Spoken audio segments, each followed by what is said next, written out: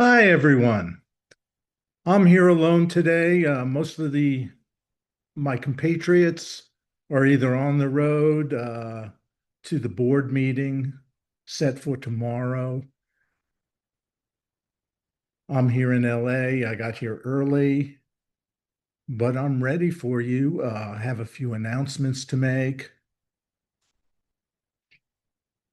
First, the fifth annual photo contest is live now. You can enter from our website. The theme is cultivated plants in our garden and our greenhouses. Entry is free. It's open to all members, but you must be a member. One of the many benefits of CSSA membership. Winners will have their images published in the journal. We'll have prize money for the first, second, and third place winners. And I know a lot of people enter contests and get frustrated if they don't win. Well, the competition is a little fierce. I have to say, on my own behalf, I've entered many contests. I've won some, but I've lost far more than I've entered, or not lost, but I didn't get a prize. So please enter. We're considering several ways to expand what we show and how we can participate. First of all, we'd like to see if we can't somehow make for a people's choice. Other things we are looking for doing is showing each and every entry online. So please enter. It's fun. You lose nothing. And it's a good way to show your interest to everyone in the hobby. Second, I'd like to talk about conservation. If you look at our website, you'll see that Julie has done a marvelous job in setting up both the projects we've done. We're about to add a few more. The projects themselves have been interesting and important, and that's due entirely to the increased interest and generosity of our membership.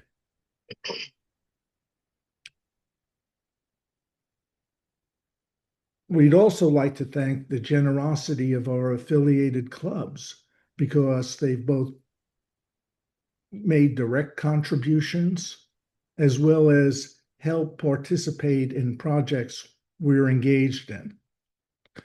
Without the affiliates, without our membership's interest and generosity, these projects wouldn't happen. So please, you can review some of the projects on our website. If you're in a position to do so, please contribute. I wouldn't ask you to do something I don't do both annually, and today my honorarium will be going to the Conservation Committee.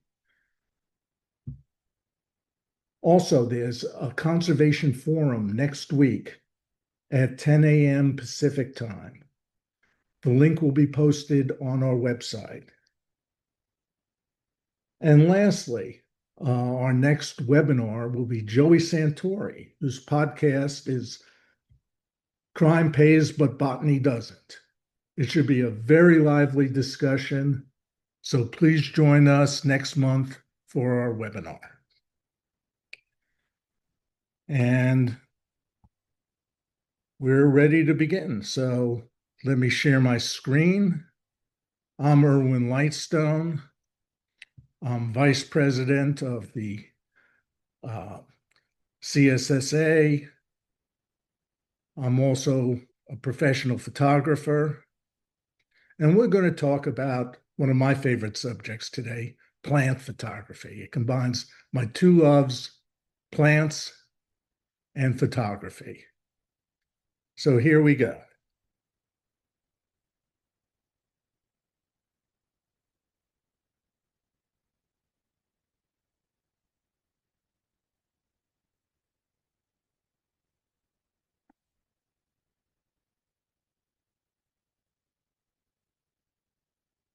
Okay. My talk, my talk is entitled Tenacity's Flower.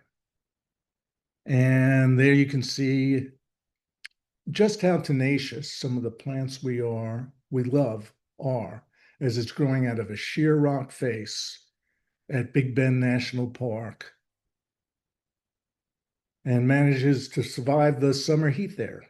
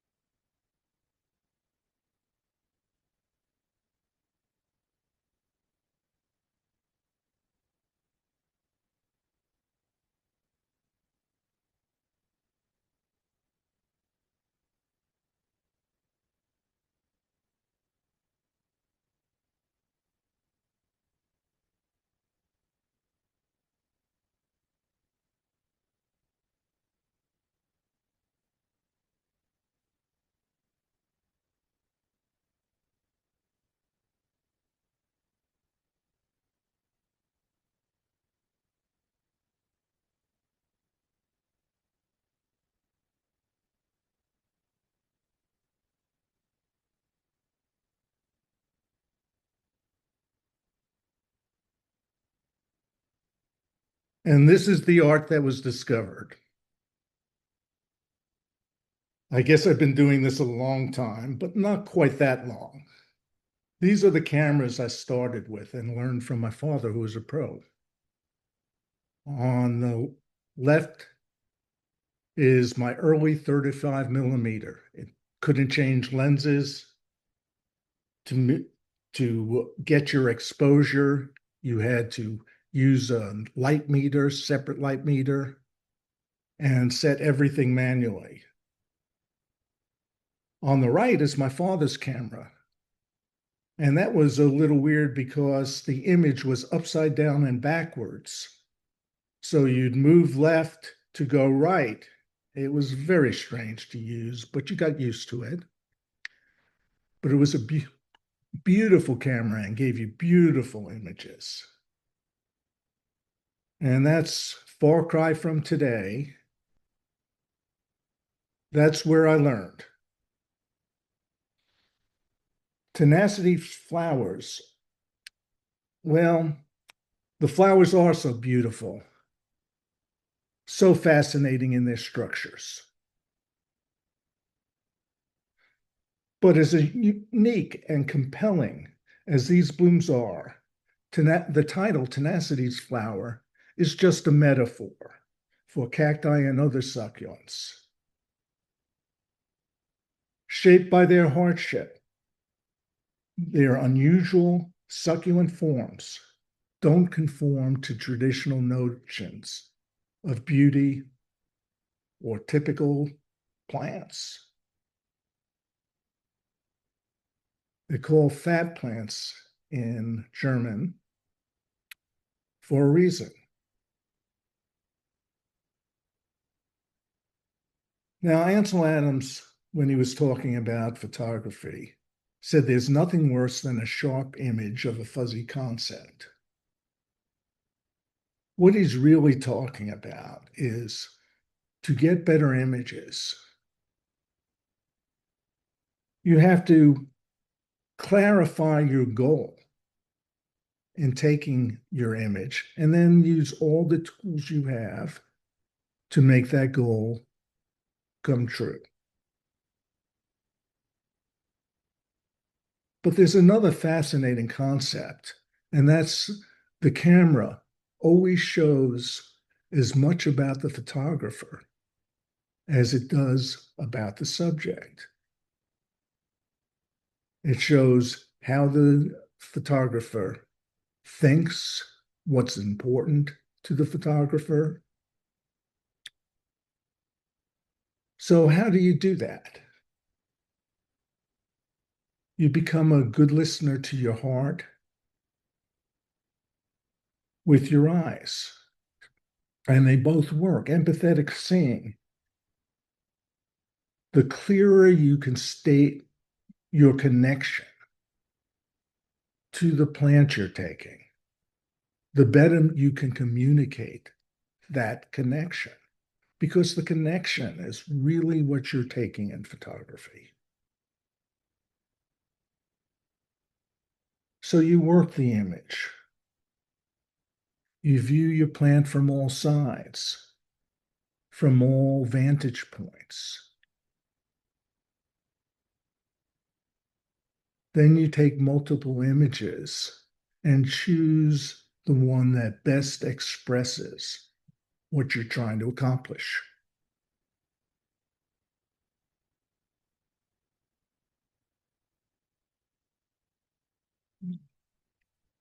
For me, photography is very spiritual. There's a feeling of awe, of connection that I get. It's a form of magic.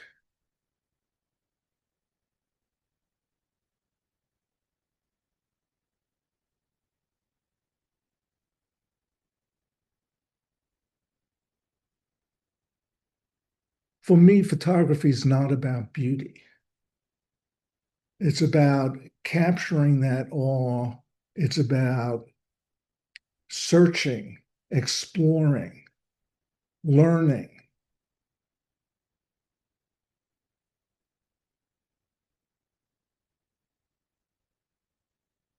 And not taking the sense of wonder for granted.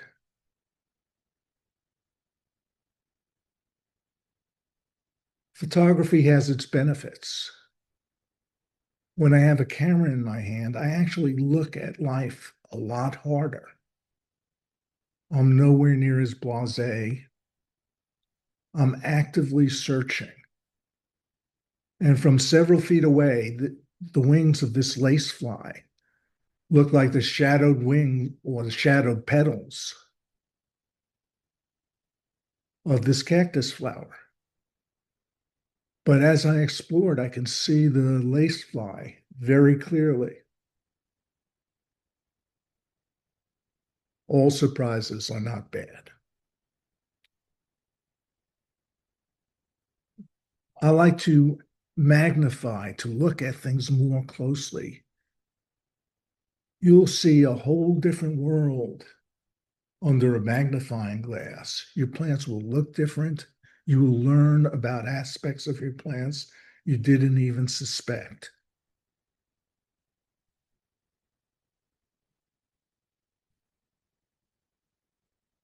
I'm going to talk about three main areas. First, your state of mind. Secondly, I'm going to talk about some tips and techniques that will help you get better images.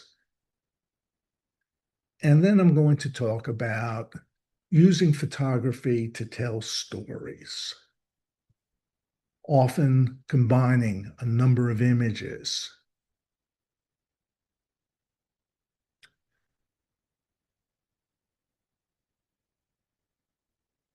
The first step is to identify what makes you so passionate. Of all the 8,000 plus seconds in a day, why for these few seconds do you pick up a camera and want to shoot? Once you identify that, you can begin to incorporate your passions in your photography.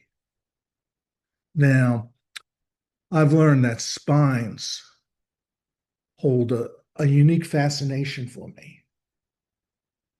They serve as many metaphors for the experience in my life, and that the goods, the bads. And while those are personal stories, that's part of my connection to the plants, and that's part of what I try to display. It's a subject I return to time and again.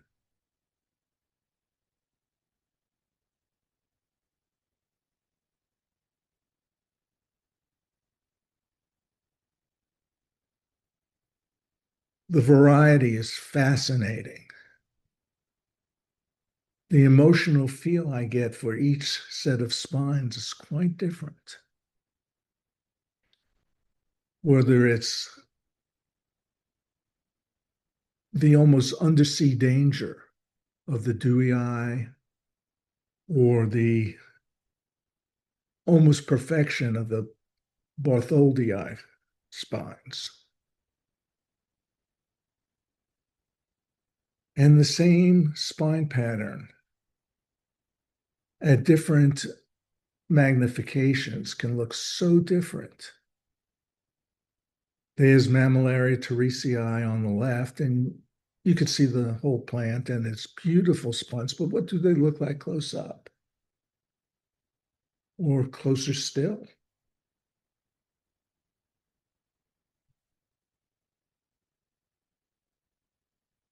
Exploring your photography.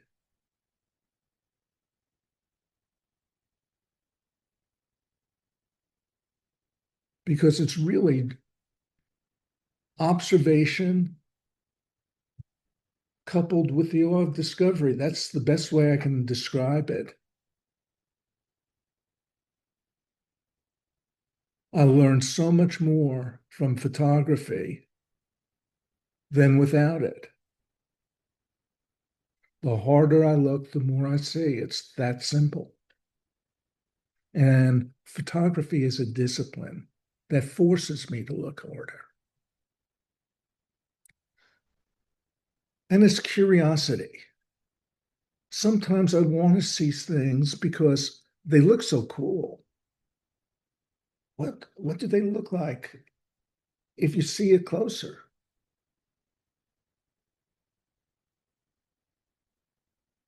And each time I get a different feel. There's a different emotional response.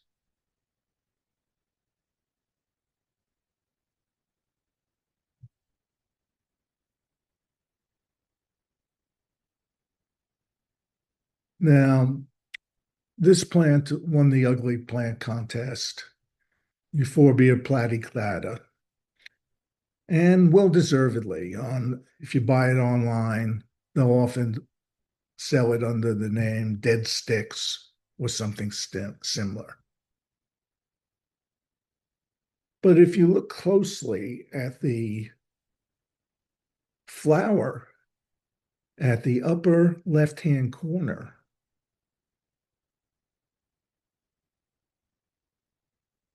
you'll see a whole different world. Now, when I showed this to my wife, she still thought it was an ugly plant, but that's another story.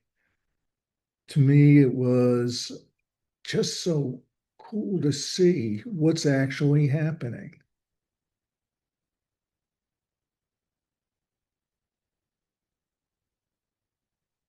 Okay. My father not only taught me photography, he taught me to appreciate bad wordplay. So here's a contest. What crest is a dancing fool with equestrian ties?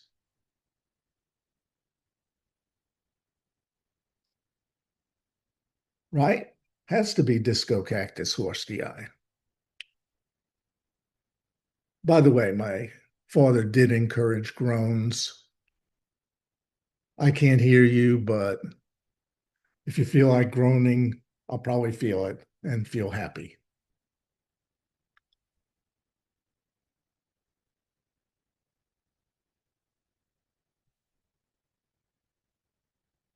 Okay, this may be the most important lesson you can learn in digital photography. Take more pictures and you keep the best and trash the rest. Once you have your equipment, the number of pictures you take, they're free. Take them, and there are good reasons to take extra pictures. Oh, by the way, my father always said the difference between a professional and an amateur is a professional never lets you see his waste paper basket.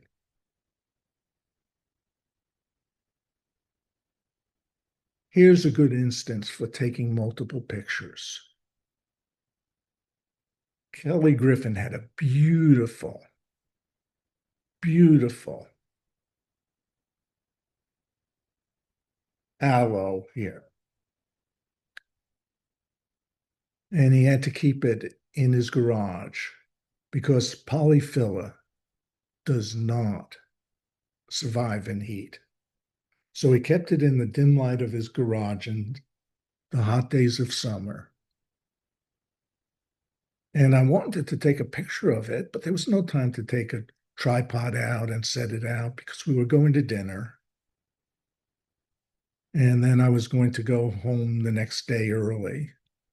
So I had to take it then and there handheld. Because of the dim light and the slow shutter, because the camera took longer to gather the light appropriate to make the shot, I knew I was going to have trouble with blurry images. So I took 16 images, of which 14 were absolutely blurred and unusable. One was, maybe I could get it to be usable if I worked on it forever. But one was crystal sharp. So out of the 16 pictures, because I took that many, I got the image I needed, the image I wanted.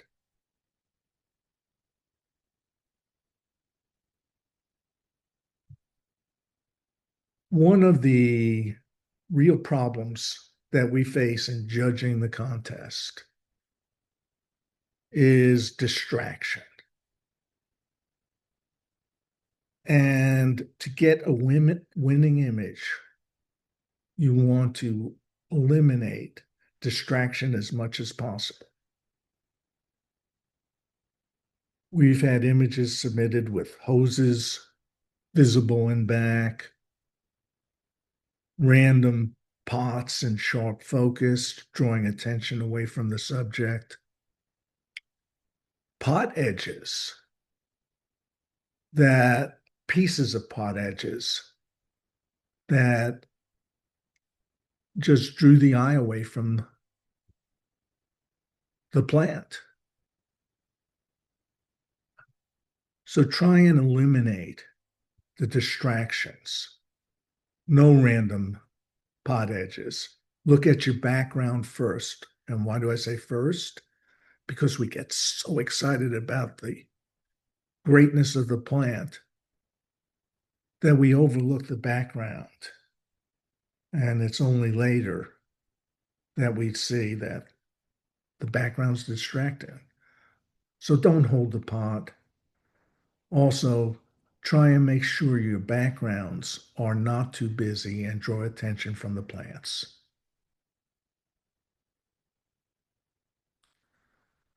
Another area is, although parts of the plants are in sharp focus, otherwise good images don't get the prize because the area your eye goes to, the area you want in focus, is not in the sharp focus you want or the viewer wants. So make sure the key parts of the plants are in sharp focus.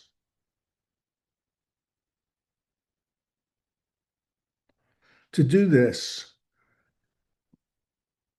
use a tripod, especially if you're doing macro work, because any movement, both in side to side, which results in blur, or back and forth, which results in different parts of the plant being in focus, you need to control that. Now, what can you do in the absence of tripods? Because we all know that you're not going to take every shot with a tripod.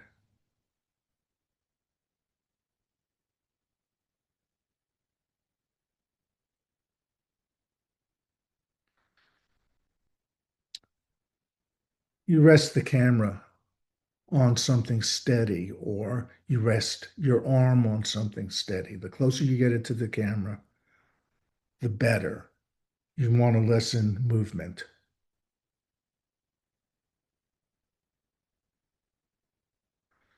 You brace, you put your elbows in. Don't breathe while you're pressing the button to take the picture. Now, you may not have to turn on image stabilization if you have it because certain cameras, certain most phones, the image stabilization is there already. It's automatic. But you may have to turn it uh, on certain lenses depending on your system. So just check into that. And when I need to check in on technical matters, I always recommend YouTube with your camera or your lens number. There are there's going to be a YouTube that explains what you need.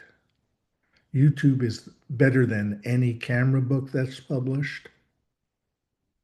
I use it all the time for my camera questions.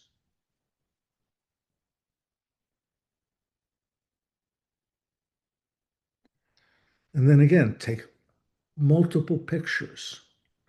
It costs you seconds to do that. And you'll find that a lot of times your first image is not the image you keep. Now, if you're an advanced photographer, you can increase the shutter speed and also increase the ISO. That gives you that increase of shutter speed, especially with the advent of noise reduction programs. That's not going to be for everyone. But if you are someone who uses a camera and a traditional camera and can control the settings, you can do that. Even some iPhones will now, or smartphones will now allow you to increase the ISO and concomitantly the shutter speed.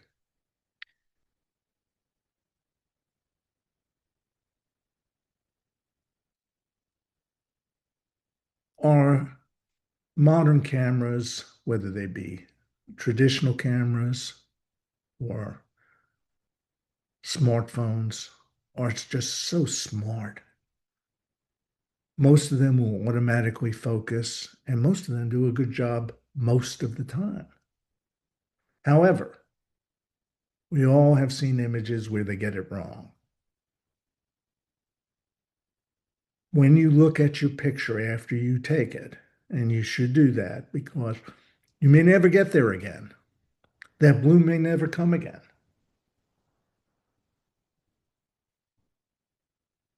When you see that it's out of focus, you have to know how to fix that, or that the camera has chosen the wrong focal point.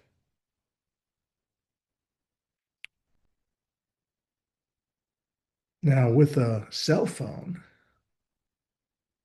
they have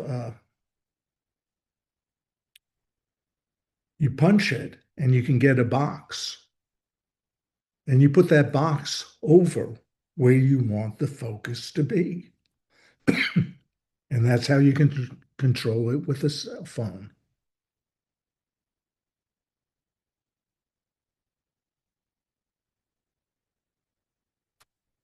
With most modern cameras of the traditional type, you press the taking button halfway and it'll focus. And you put the point, when you do that, on the point you want in focus, and then you recompose the picture to get the composition you want. One thing, and unfortunately, it doesn't apply to cell phones yet. when I started this. You had to do it manually because no cameras did focus stacking automatically. But now most brands have cameras that will focus stack. I'm waiting for it to come to the cell phones. And what is focus stacking? It's the taking of multiple images, advancing the focus slightly and incrementally in each image until you have an image of each piece of the plant you want in focus. So what does that mean? Let's take a look at a very cool plant, Turbinocarpus pseudopectinatus. Now, if you know the plant, you know that the apex is depressed. We're looking at about, oh, an inch and a half, an inch and 3/8 worth of plant. And that apex probably goes down a quarter to a half an inch, certainly more than you can keep in focus in a single shot. So I'm going to show you, I took 99 shots to get this image. And don't worry, I'm not going to show you all 99, but I'm going to pick a few. And the first one, you can see I focus in the far right corner. On the 25th image, I'm going down the apex. You can see the original area is blurred, and we're starting to descend. The 50th image is almost but not quite down the tube or the apex. The 75th image is down. The 99th image captures the top on the other side of the cactus. So what happens when you put them all together? And I use software to do that. Some cameras will now do that automatically. I tend to use software because I can control it a little better. That's the ultimate image. Today it takes, with my camera doing the stacking, maybe 30 seconds to complete that image. You do, however, because all the images have to have the same area, basically, you have to be on a tripod. Now I'm going to show you all 100, but as a movie. It takes about 15 seconds. And you can see the progression. It starts at the tip of the flower on the right, it goes to the tip, then through the bottom petals, the back petals, then the bud, and finally you pick up the back spines and the lower spines. And that's the final resulting image. You can't get that sort of clarity in a single image.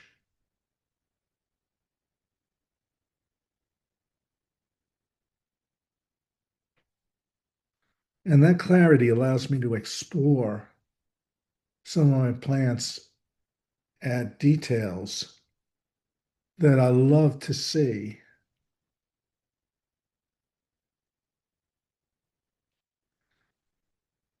Now let's talk about lighting because that's so important. Photography literally is painting with light. So I caught this mammillaria glowing because the light was picking up the spines and going through it. So that's when I took it. In the lower light of, or the, when the sun was setting, it got low and it backlit the light, the leaves of this Calancholy Lucia, and they just glowed. That's when I took it. Follow the light. There'll be times in your greenhouse, in your yard, when the plants just look better. And backlighting is one of the things I look for and cherish in an image. And one of the curious things about backlighting is if there's an opaque surface or if there are succeeding surfaces, it tends to go black or get darker. So you often have a dark background or dark parts.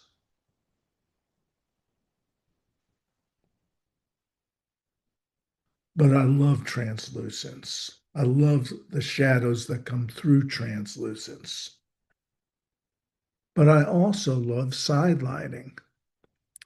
In the Stapelia erectiflora on the right, the sun is low and setting. It changes color, as we've noticed from the sky. It gets orange and yellow, which it did in this image. And the side lighting, the glancing lighting, picks up every hair, every trichome, and things just glow.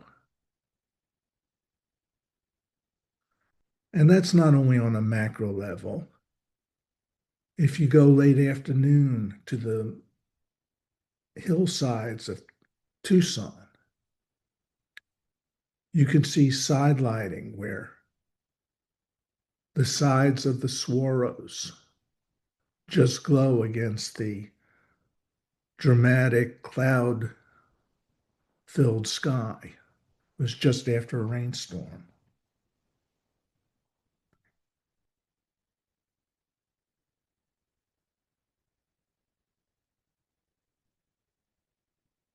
I know it's counterintuitive, but sunlight is usually not your friend in midday sunlight. Let me qualify that. Midday sunlight is usually not your friend in landscape photography or even macro photography. It is harsh. It is too contrasty.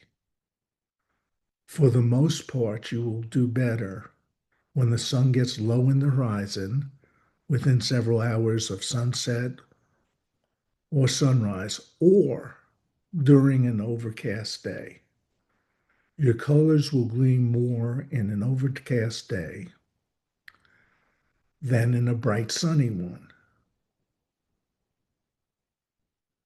Now, I took the flower on the left,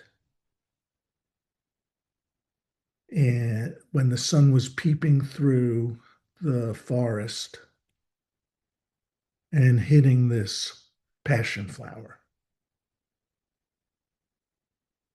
A few seconds later, the sun ducked behind a cloud.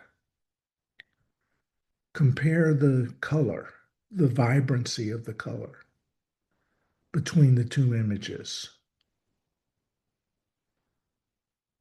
Compare the leaf on the left of each image and how it's blown out or looks harsh on the image of on the left, but looks much better on the right-hand images. And then look at the background, which is so much more even, far less distracting than the image on the left. Then lastly, look at the flower itself. Look at the tendrils, the back tendrils, and see how in the image on the right you can see them, and in the left they're almost hidden in the shadows.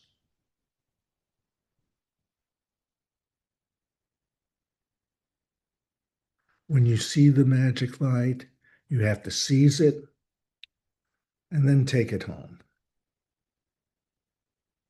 That's all there is to photography, taking the image home.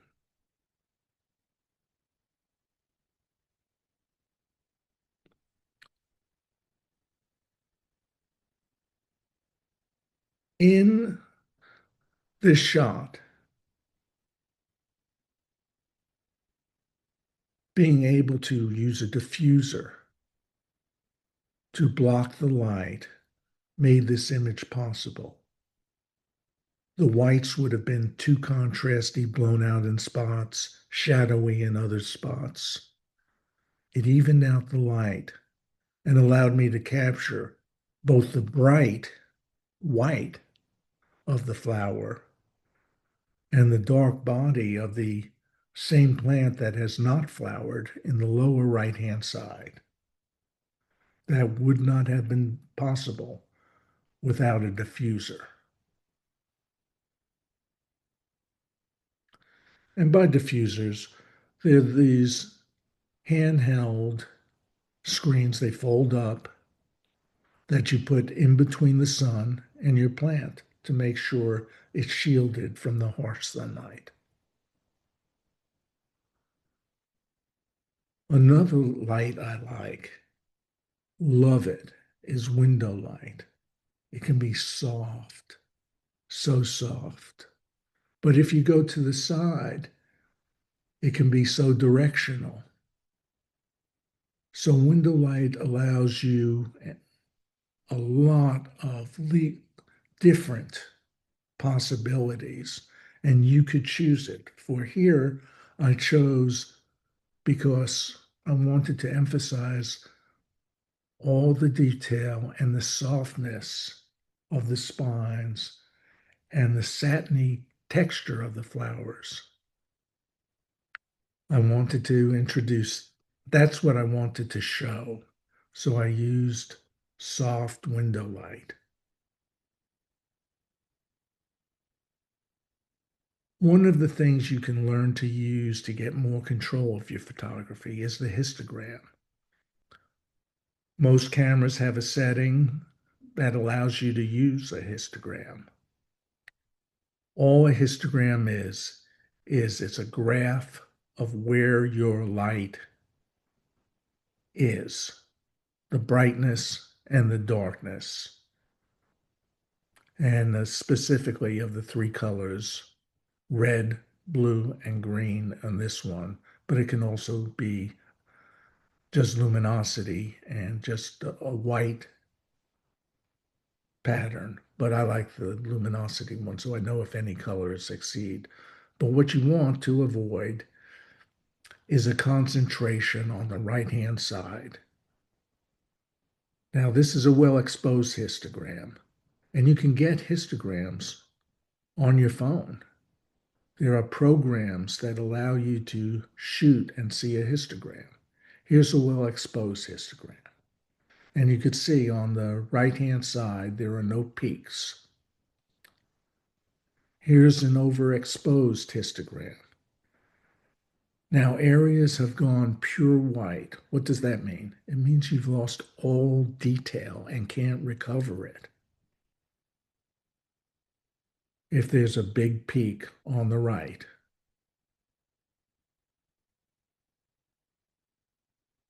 And there's a dark histogram, and you may not be able to lighten areas of that enough. Some of them may have gone pure black, and they may have no detail in them. So a histogram tells you where your tones are. And again, that's a well-exposed histogram.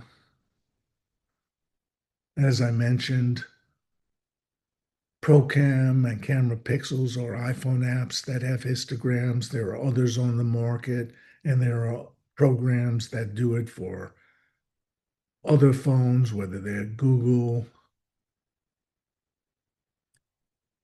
or and other cell phones.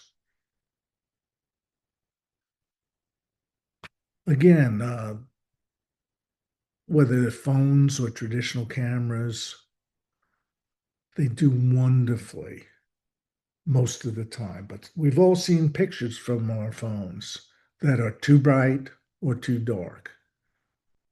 How do you do it? Again, you punch it. But this time, instead of using the box, you use the little sun and you slide your finger up or down. I use exposure compensation on my camera. And again, go to YouTube.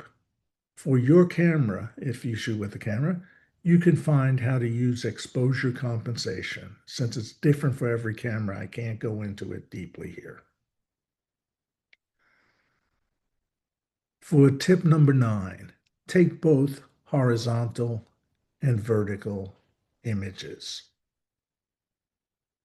They'll give you a different emotional feel, and they're useful for sometimes you need a vertical image for a slideshow to fit with other images, or a horizontal image to take the whole slide. Or a square image looks better that by cropping it. And by the way, there is nothing wrong with cropping so long as you can see the parts you need and the image doesn't break up. I crop, as you can tell. I've taken many images and gotten the full image and then cropped to get details. Try black and white. Often color isn't as helpful as you think because what we admire is the shape, and color can sometimes de-emphasize the shape. But in black and white, that shape may just jump out at you. So try it. It's not for every image. There's a number of softwares that'll do it both for phone images or traditional camera images that you do in the computer. But try it. The results can be very compelling, and it's just fun, creative. Let's talk about composition. And I think of composition when I think of an invitation to come to your house. You're going to show me and take me around your house or your garden. Composition is the structure of the tour you take of the picture you create. It determines where your eyes go, the order in which you see the details of the photograph. For example, on this, because it's brighter, because we read from left to right, your eye is first going to focus on the flower. Then it's going to go to the bright blue part, and then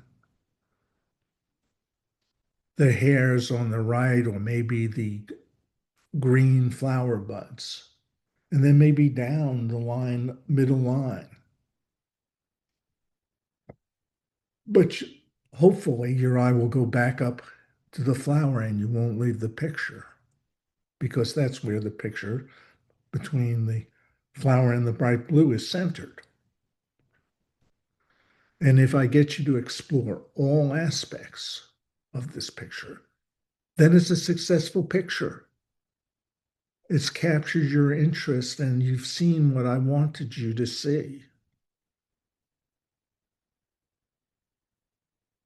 Asymmetrical designs typically work better than pure symmetry.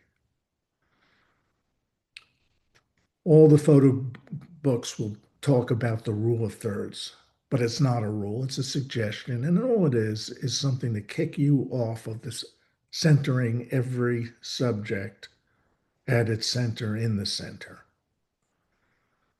What I try and do is create movement, a dynamic balance through the picture.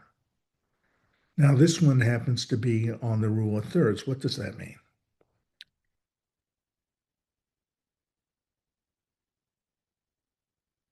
Well, you set up a grid,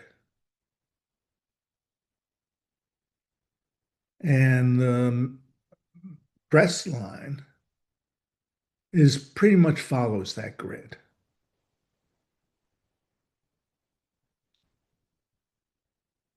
There's a visual import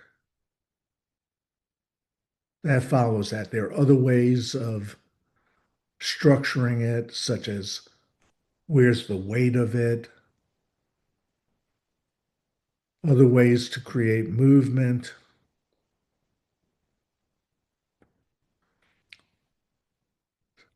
such as where's the brightest section, where's the darkest section, where's the most colorful section.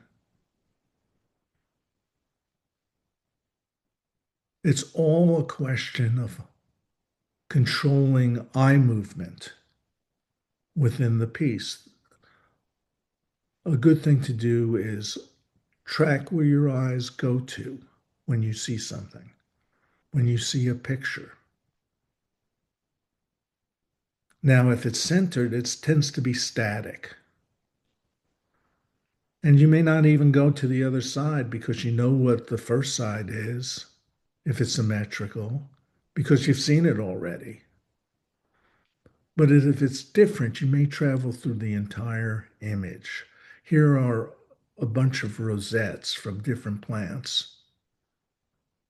And I see I forgot to name the plant on the right, which is Echeveria, I believe Pearl von Nuremberg, but I'm not sure. I'll have to check my image. But in any case, I try and give different views, besides which you don't want every picture looking the same. Eyes need variety, and you want to create movement. You want the eye to explore all aspects of the picture, or at least all important aspects of the picture. So in this cantilever, I tried to capture the swirling, vibrant movement. But is that so much different than trying to capture the movement of the lines in this allostriata?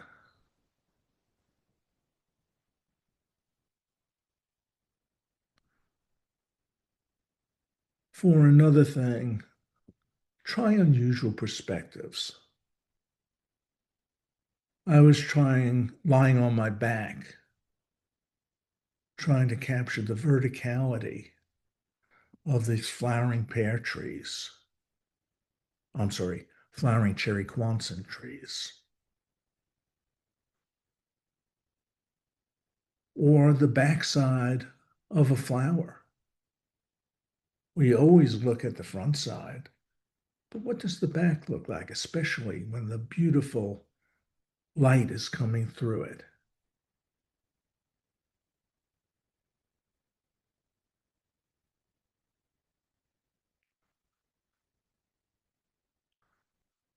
The first rule of doing well in a contest is enter an image that gives what is asked for. Now, that sounds simple, and and in many ways is simple. But for example, would this be a good image? Well, it depends on what the contest asks for. If this is an image that has to do with pollination and the contest asks for your best image of pollinators of succulents, then sure, I would enter this image. But if the image is on the beauty of the flower. Well, no, that's not the focus of this image.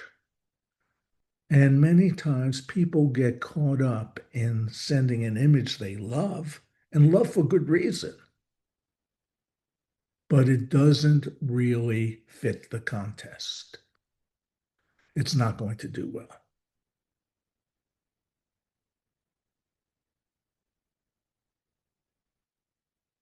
Okay, there are different types of shots. We all know the landscape shot. Often there's a foreground element, then there's a middle ground, and then there's a deep background.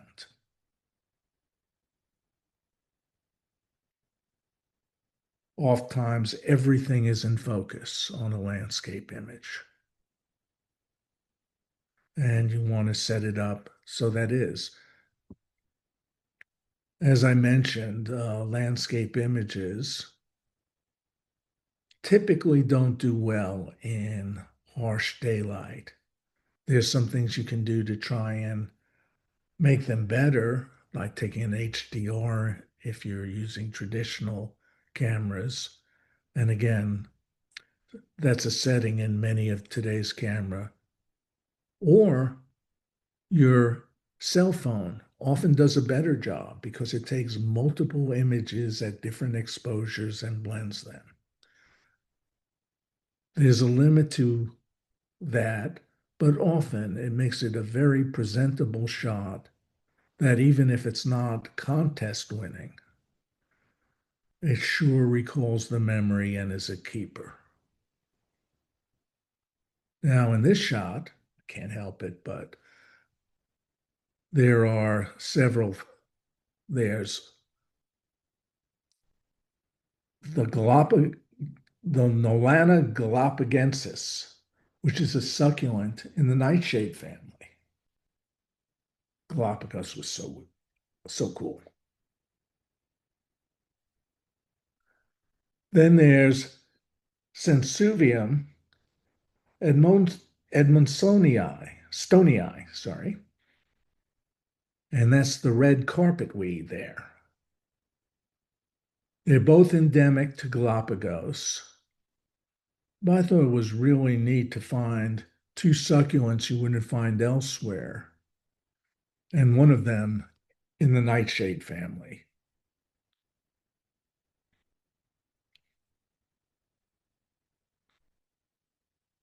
At Big Bend, I saw just the most vicious, most vertically spined copy of what used to be Ferrocactus texensis till it was reclassified. And they were truly horse cripplers. If you stepped on one of those, it would puncture any boot, go through the hooves of horses. This was a vicious looking plant, and I loved it. It's only about maybe an inch and a half high, most of its spine, and backdropped against the ridges of the mountains in Big Bend National Park.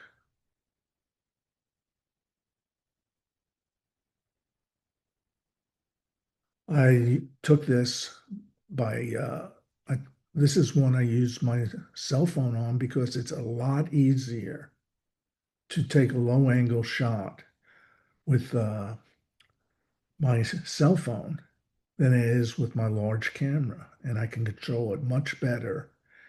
And this was the last place I wanted to lie down on the ground to take the shot, particularly since there was another one of these a few feet behind it, and getting impaled is not my idea of a good time.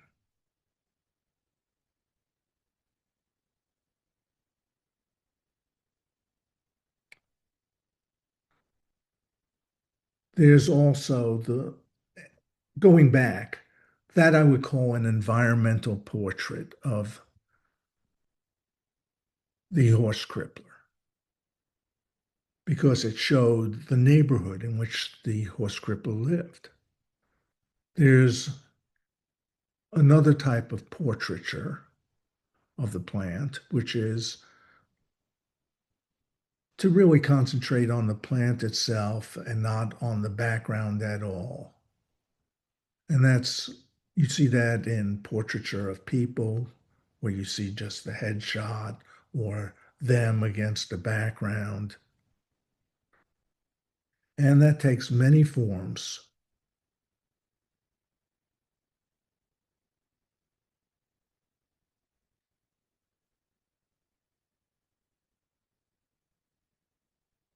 Then you have the detail. And here I wanted to capture the detail of both an interaction between the spines and the bud imprints. What a gorgeous, gorgeous set of bud imprints.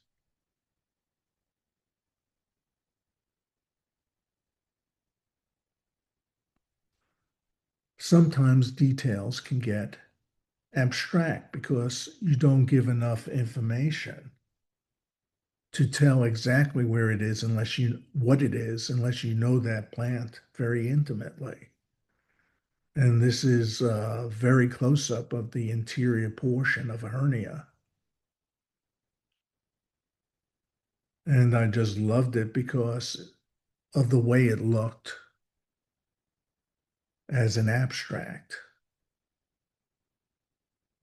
And it also showed me,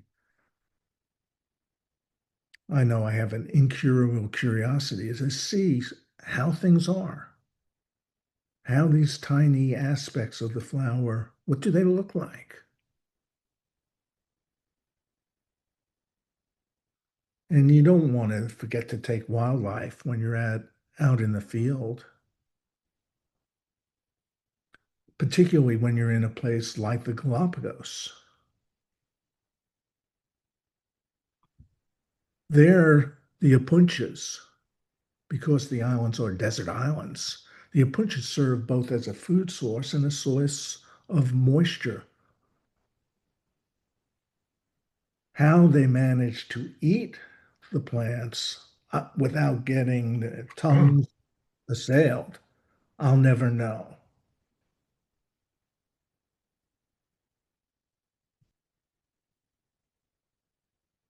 On the Isle of Santa Cruz, since we're in the Galapagos and have to tell the story of evolution, the plants have evolved to have a thick bark, and grow tree-like and avoid the predation of both the tortoises as well as many of the lizards. And that's what the bark looks like. With many images, you can begin to tell a story. You can't take one image of your kids and expect to show their life with it. You may capture an aspect, but not very much. Here is another cactus growing on the old lava of the volcanoes that formed the islands in the Galapagos. It's a pioneer plant. As you can see, nothing else is growing on the lava except for these cacti. They form big colonies.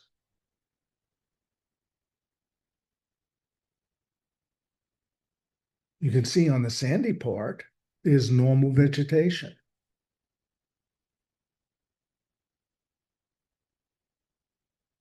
And in this close-up, you can see why after these plants die, other plants can take hold because they capture sand around them, they capture debris.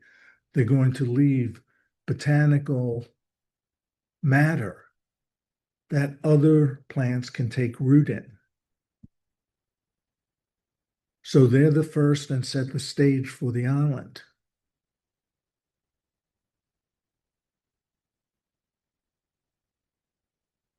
Now you have to have a little fun. And boy, is that a beautiful crab. They're gorgeous in the Galapagos. Let's talk about Echinocereus rigidissimus because I've been fascinated. It was the first plant I ever got, well, first cactus in any case. And I've been fascinated with it and its spine pattern since I was a 8-year old. Here it is at Reddington Pass in Arizona.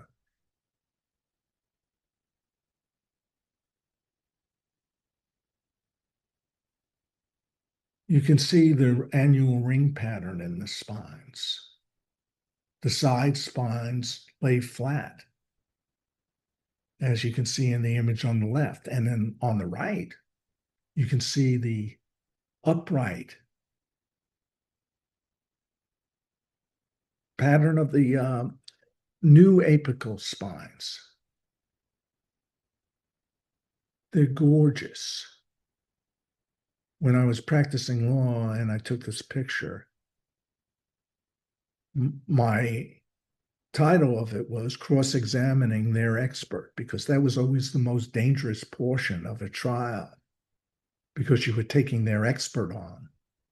And these spines seem to be a good metaphor. Like I said, a lot of times my pictures have inner metaphors that work for me when I take them. Although they don't affect the meaning for other people, they allow me to focus on why I think that image should be that way. And here you can see the tiny hairs in the middle of all the spines and how the trichomes are on both the front of the spines and behind the main spines, which is something I never knew, but it helps me understand how they can survive in the harsh environment that they live on. Because these trichomes, I have no doubt, take in water from the dew and from when it rains. Here it is in bud. And of course, the flowers are just absolutely gorgeous. And the flower detail. And lastly, the crest. And with that, I can tell a better story with all those images of the plants. Don't stop at one. Tell a fuller story if you can.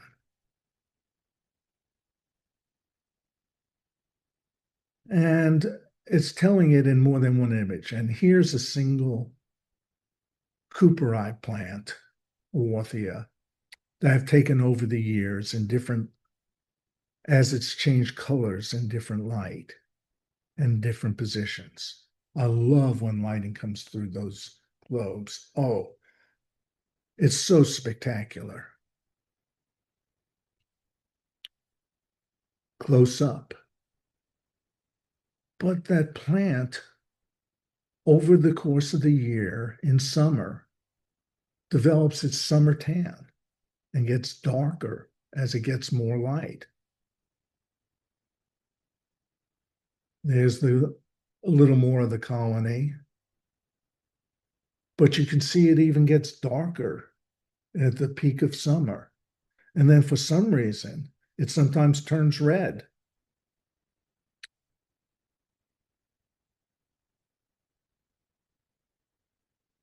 I love the luteal spines at different magnifications. You can see different things, but there's always the idea that they look like little half globes, like almost umbrellas with a pattern on them. So at one time, you get to see several heads, multiple heads at half magnification. By two times, you can only see one head fully. 5 times, you can't see any of the heads as a head. You see individual spine clusters, but again, almost like a fractal, the individual spines retain that umbrella-like design. And at 20 times, you can fill the frame with a single spine cluster. Cropping it, you can see how the individual spines look like an umbrella. There you see an inverted umbrella at the bottom. Very cool plant. Take a magnifying glass and look at your plants more closely. You'll get more out of raising them. You'll enjoy them more.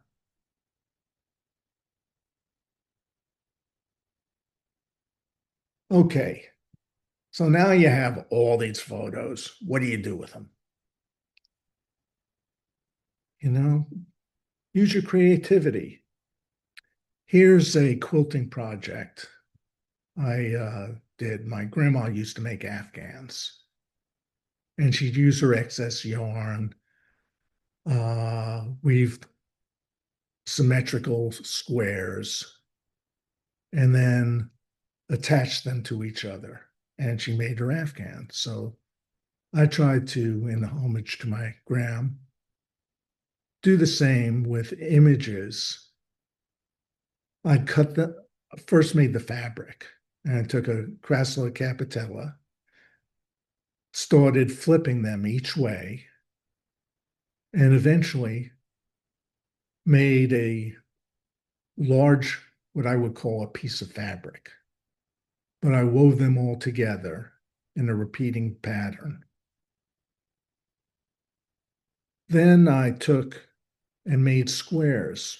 What I would do is cut up images, often images that didn't work totally, because my grandma often used her scraps in making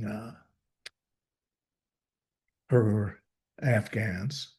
And then I'd cut them up and flip them so they were symmetrical on the horizontal, vertical, and then also symmetrical on the diagonals.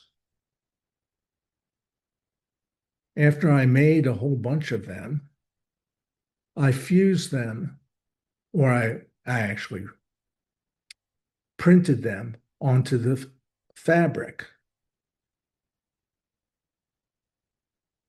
And then I took that and printed the whole thing as a single unit onto black fabric, or printed it onto canvas, and then fused that to black fabric, which I stretched and hung. And that's the quilt. But you could do anything. During COVID, rather than get depressed, I would find myself making squares. I just enjoyed it. I'd made hundreds of squares. There's the original Mammillaria Hernandez eye that was the source of all these squares. Made cards. Whenever I go stay at someone's house or as gifts, I'll make cards for them with their plants. I also like to play making art with some cell phone apps. Just another outlet for my creativity. And my final item is have fun. Photography should allow you to see more into your plants and enjoy them more. Enjoy your photography. Contribute to your club. Give them images. Do articles. If you really want to learn, do a program. I guarantee you will learn more from doing your program than anyone in the room will learn from seeing it. And hopefully they will learn a lot.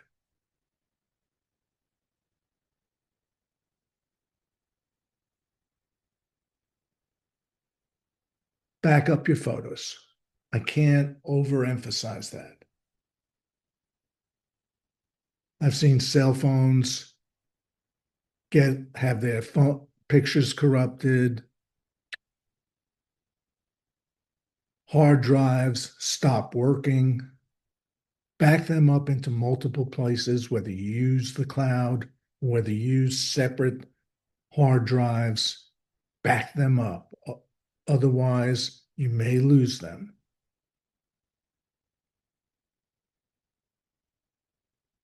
And then organize your files. Simple is file name and subfolder name.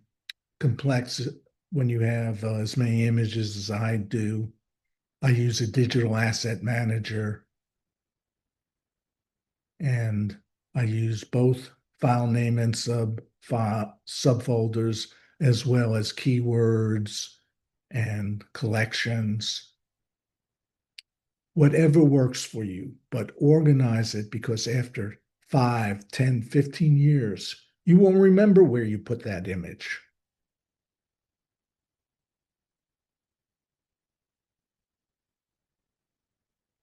Also, when you're taking photos in the field, don't send originals out. For most part, send screenshots, because the location of the plant is given on with a GPS, and anyone can find that plant, and it's subject to collection, illegal collection. So send screenshots. Hopefully, we've shared a few laughs, a little photography, little knowledge, and some enjoyment. Want to leave you with a parting sentiment.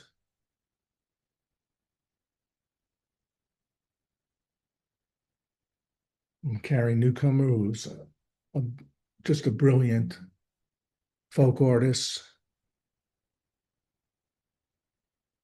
From the cockles of my heart,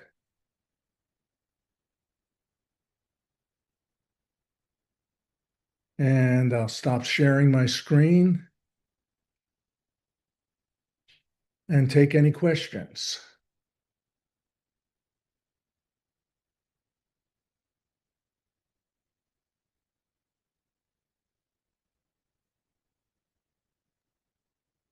Okay, John, would you want to pick out some questions, or Anne, pick out some questions for me to answer? Sure. Let me put up the question and answer screen. And you want to go back and forth on this, or how do you want to do it? Well, there's three questions in the Q&A, and it's from Deborah Vine Smith. And I'm not sure what she's referring to. The first one says, why yellow? Second one says, jelly-like substance. And third is, every thought of making scarves to sell. I suspect they refer to specific images, and I'm not sure which one. But are you reading from the Q&A or from the? Yeah, I'm reading from the Q&A. Yeah. Okay. That's all that's on the Q&A. Okay. I do, in terms of products, I have to say I've been exceedingly lazy that way.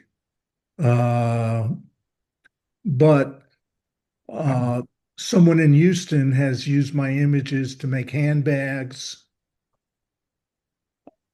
uh, and I believe cups, coffee cups. There are there's a lot of product that you can design with your images on them and send the image in, and they will design it for you. I have a question. How many hours do you have into making that quilt? Oh, I have no idea because making those squares took forever. And then some squares you didn't like. Uh, Now I use a program to make some of the squares, but I still manually enjoy cutting them up and gluing them together in Photoshop. But if I if I said 100 hours, I'd probably be underestimating it because it just took me forever. And I was learning when I did that. I had never done anything like that. I could do some of it faster now, Mhm. but I can't imagine. That's there's a question here. They want to know what software you use for photo for stacking, stacking, and I use, also they're complimenting you on your presentation, and what was and that? they're complimenting you on your presentation. Oh, thank you. I use Zareen Stacker.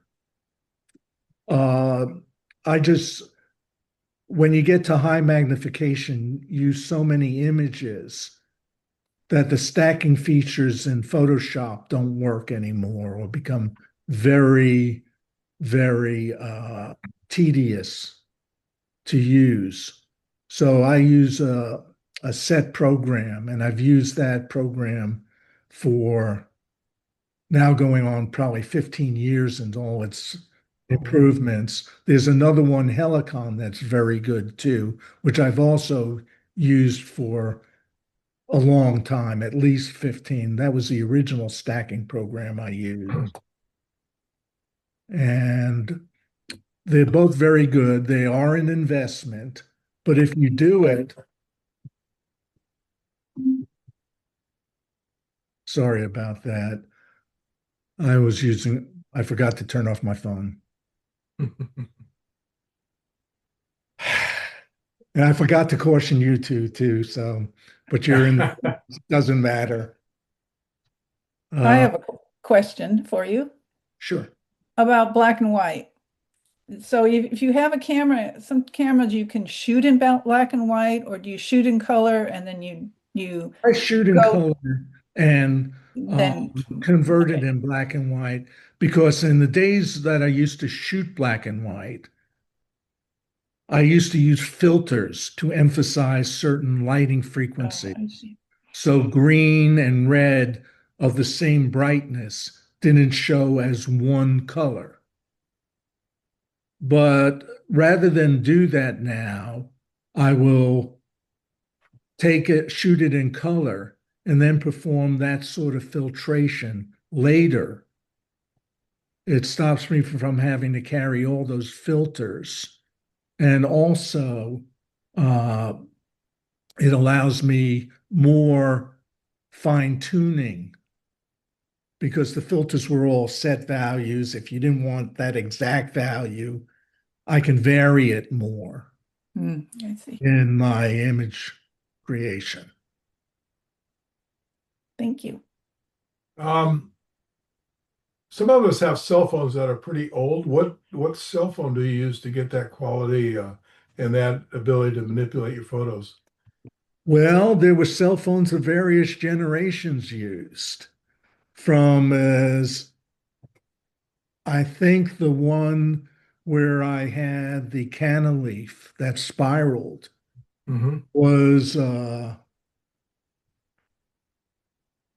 8, maybe. I'm not sure. I may be a generation off, but Hmm.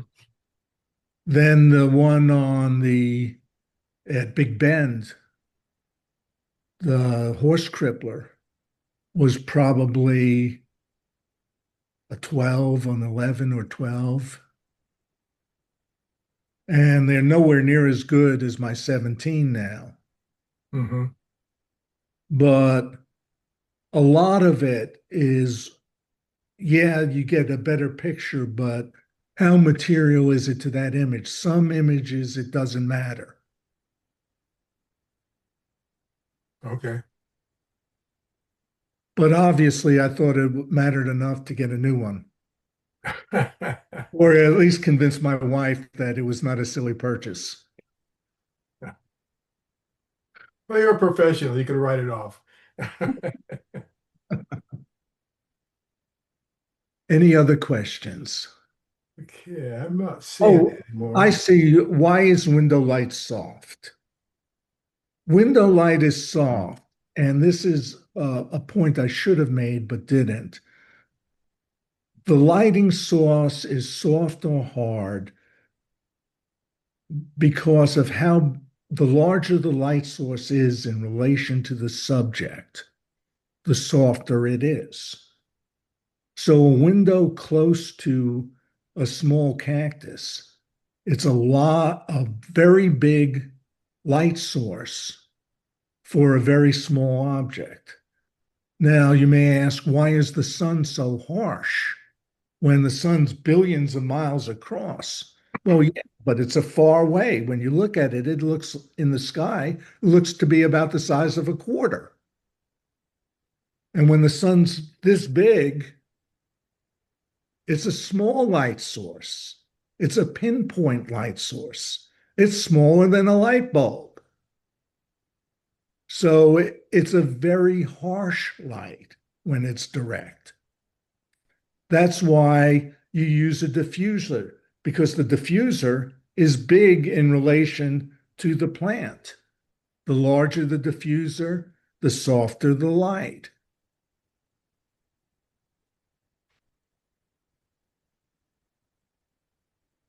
And then let's see. Okay, there's a question about do you photograph your own plants? And if you do, what about using artificial light? What kind of lighting systems do you use? Okay, I photographed my own plants in the days of mechanical cameras. When the cameras were cheap and film was the expense, I did far more in my greenhouse. But since I sweat a lot and sweat dripping down the back of your camera will kill the electronics, uh, it's one thing to fry a $400 camera. It's another thing to fry a $4,000 camera. I started to teach myself to shoot with lights. So now a lot of my shots, unless I'm in a friend's greenhouse or out in nature, are in interior shots. And for the most part, I use a combination of window light or any one of these. Window lights, I have big soft boxes like you would use in portraiture. I have little key lights that I'll light certain parts up more than others, and I'll balance everything together to get a look I like. But I've learned to use artificial lighting, and that was helped by my days as a museum photographer, where I photographed a lot of artifacts, all under studio lighting. So do you have like some kind of a little studio setup or something with backdrops and all that? I usually use a neutral backdrop, but I can go black. I don't, Mhm. I get tired of black backdrops. After Sure. a while, they all look the same and they all look dead in a way. They can be vibrant for one or two pictures, but there's no variance in them. So I tend to use a neutral colored background, color of earth, and then I control how dark it is by how much light it receives. Okay. And I do have a studio set up. So in saving your images, do you see an advantage of TIFF over RAW? Uh, I save them in RAW when I can. I can't save my focus stack images in RAW, because they have to be converted to TIFF Mm-hmm. to be processed. Even in Helicon, which says it processes RAW, it doesn't. It processes TIFF. It'll send out a DNG, but it's really a TIFF file. Okay. So I'll save those in TIFF, but I'll save RAW, my original single shots in RAW, because I'll often come back and readjust it as I learn something, as I see something, as the tools increase.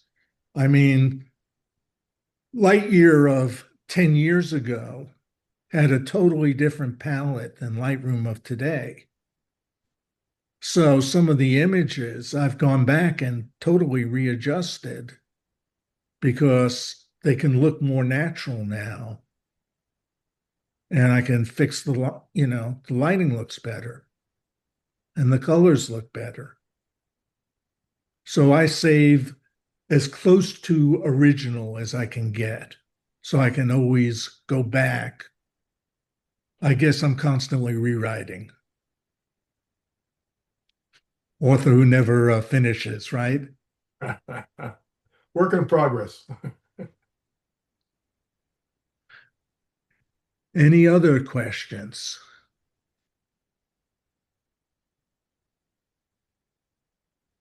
Well, I would just add that I think for the average person that would submit a photograph for the photo contest, that the fact that some people may be using some of these techniques like photo stacking, that kind of stuff, don't be intimidated.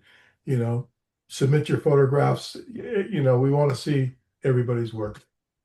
oh, please do. And if you notice, there's a fair degree of, and I did this intentionally, a fair degree of phone photographs in my presentation. I thought highly enough of them to include in a presentation like this. So you can get remarkable results from a phone. I can't focus stack with a phone, but I think that's going to be coming too. Mhm. But aside from that, there's so much you can do. Now, I see Deborah Vine Smith asked several other questions. Increase ISO can blur images, thoughts. I say in modern cameras, I've shot, now I shoot a very high level camera, but I turn my ISO up as much as I need to.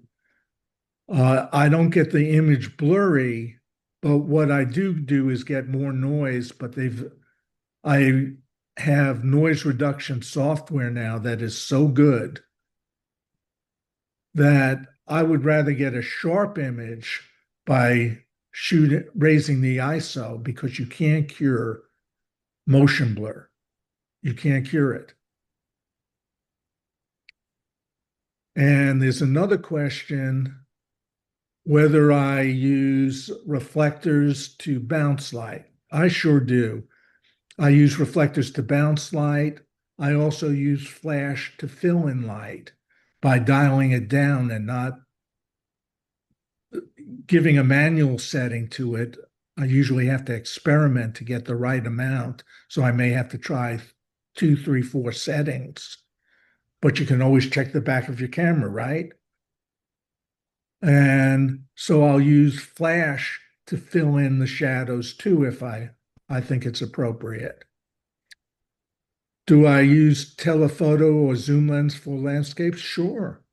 I'll extract a portion of a landscape if I think it's a fantastic portion. I do that all the time.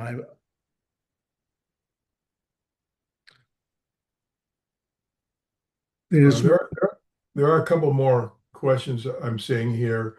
Alternative to Photoshop for editing.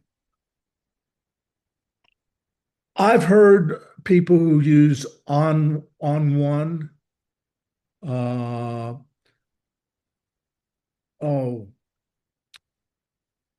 I'm sorry. losing the name of it because I don't use it. There are several. If you look up imaging editing software in Google, you will find a bunch, and a lot of them are very good. And then the iPhone or phones have their own image editing software.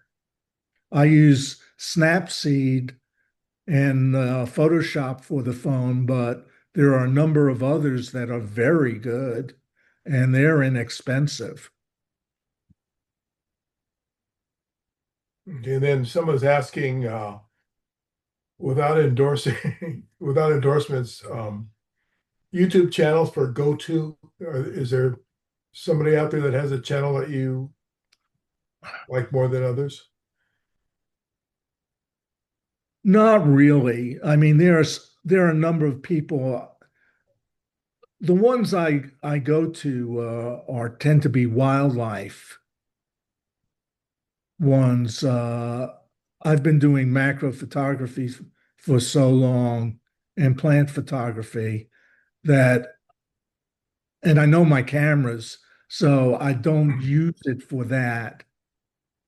Sounds But like you need to start a YouTube channel. oh, it sounds like I need a few more hours in the day. Uh, but I just find that YouTube is very good for explaining intricacies of cameras. And when I get a new camera, I do check several YouTubes on some of the settings that I want in my menus Mhm. because a lot of them have, the pros have gotten early camera releases and have gone through them. And I listen and see what I want to do. Uh, Shirley, I see, asked if this Zoom program will be on the Facebook page or on the website. And I see Julie shaking her head yes. So, Yes, I'll try and get it on the website as soon as possible so people who haven't been able to be here can watch it before they submit their photos. And also, if you want to watch it again, you can submit your photos. and I mean, also, you can watch it before you submit your photos. also, if you have any questions after seeing it and you want me to opine on it, send an email with your phone number. I tell you to phone me, but my phone doesn't ring through on numbers it doesn't recognize. But I'd much rather talk than write on. I'm such a slow typist. Uh, but send it to the CSSA, address it to me, and I'll answer your questions. Uh, we were at the Fullerton greenhouse there, and Ed had a very poignant comment yesterday. He said, it's not knowledge if you don't share it. And that's what we're all about here. We want to share our knowledge. So, right. And on drone images, I'm going to plead a pass. You can Google it and get so much better information than I could by half remembering it because I don't have a drone. I have enough trouble with my car. I wonder if he's referring to the photo contest. I don't know. Oh, photo contest, if it's a photo, any any way you get the photo is fine for the contest. But if you're asking about how to do drone images, I'm going to punt. I would also encourage people, if you do have a question and you wanted Irwin or John or Ann to answer it, just don't include your image that you're going to submit. It would just need to be a general question because they're the judges of the contest. And also, I have you submitting your images with your name and everything, but rest assured, they do not see the original submissions. I take the photos and put numbers on them so they do not know who took what photo. Just FYI. And also, if you have an opinion on whether you'd like to see us give a critique of your images after the contest is done, send an email and let us know. If you want a people's choice, I'm not sure we could set it up for this contest, but we're going to look into it. If you want to do that, let us know, because otherwise we're feeling around in the dark and giving you what we think you want rather than what you tell us.